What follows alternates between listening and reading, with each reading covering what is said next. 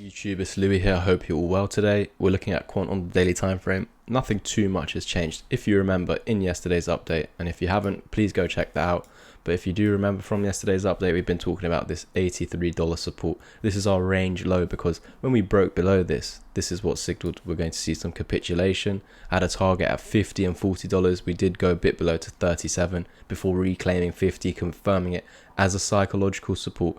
So this is our bottom that we do not want to lose going forward. However, you don't also want to lose 83 right here, because that's what's going to signal we're back in this range. You should technically go to the range low, which is, you know, as low as 37, but we do have a key psychological support that could stop you going down there at around 50, because it looks like it was a fake move. You had an initial support here which you bounced. When you came back down, you lost that support, but quickly reclaimed it and confirmed it as support again. So that's the confirmation there and there that $50 is support basically. So going forward, if you were to lose $83, that's where it's actually trying to go and attack. And the reason why I'm saying down there is because we have this double bottom over here, this neckline. Once we broke out, remember I gave you some targets, we did meet $130, one of our targets, but we never back tested this. I've said this many times. You guys are probably so exhausted with me saying that, but it's so vital to realize how important it is that we didn't back test it. It means that we could really fall through it in the future, and I've given you your level where you'll fall through if you do. Doesn't mean that 100% you will fall through it because you didn't back test it. You can kiss it and start to head up and probably need to reclaim that $83 range low. Otherwise, yeah, it looks like if this doesn't hold as support, you're going to head to around $50, which must hold. If you do lose 50, that's how we know the bottom is not in. But yeah, going forward, what is so positive is how high up this had climbed. It managed to reach the 200 EMA on the daily time frame. A lot of coins did not. Bitcoin, clear example of it not reaching the 200 EMA. Some coins that did, I think Ethereum just missed it, but some coins that did. BNB, you can see an amazing pump. Matic, an amazing pump. I can't think of any off, and then Quant, of course. Yeah, that's the one we know about.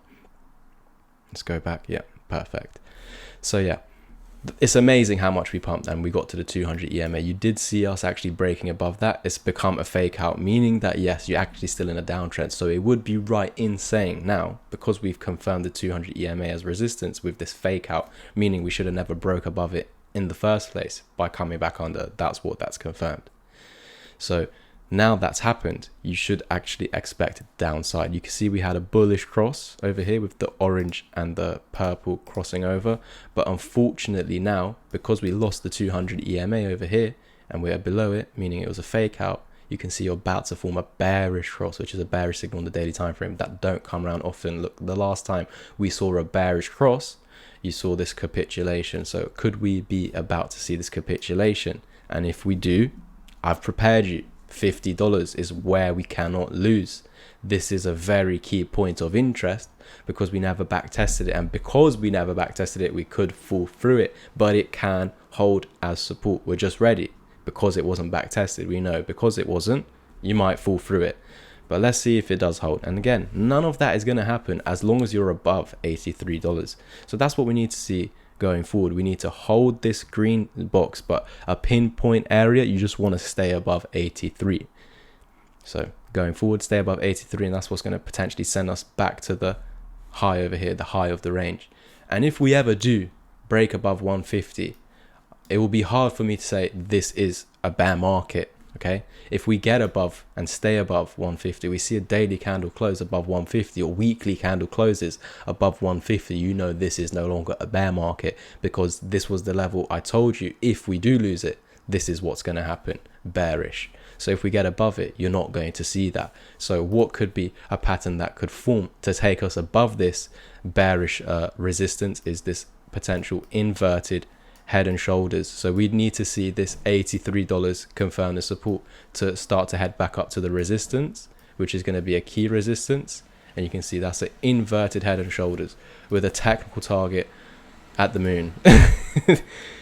Let me show you guys quickly. This is not an exact target because I haven't drawn out an exact neckline as of yet, but I'm just going to use 130. You can see it's sending you back, let's just say back to the previous all-time high, the target out of this inverted head and shoulders. Now you do have this old head and shoulders neckline that I haven't deleted yet. And the reason is it's going to be a key resistance going forward. So let's say we were to ever break above it, you'd probably come back down, get rejected, and then we'd need to do something in this range. Basically, we need to hold this range low. Otherwise, you'd invalidate that further upside. So let's say we did lose this support after validating this head and shoulders target to the previous all-time high. If you came back down and lost it, you're no longer in that moment in the near short term going to the all-time high. That means that this was a bull trap, and we're actually going to keep going down like that. And yeah, massive bull trap. So there's a lot going on in the future that we have to be aware of, and that's why we just need to take everything completely step by step and not get overconfident and whatnot about what the future looks like. We need to, you know, see all these specific confirmations for certain things to happen, and that's going to take months and months and months on end.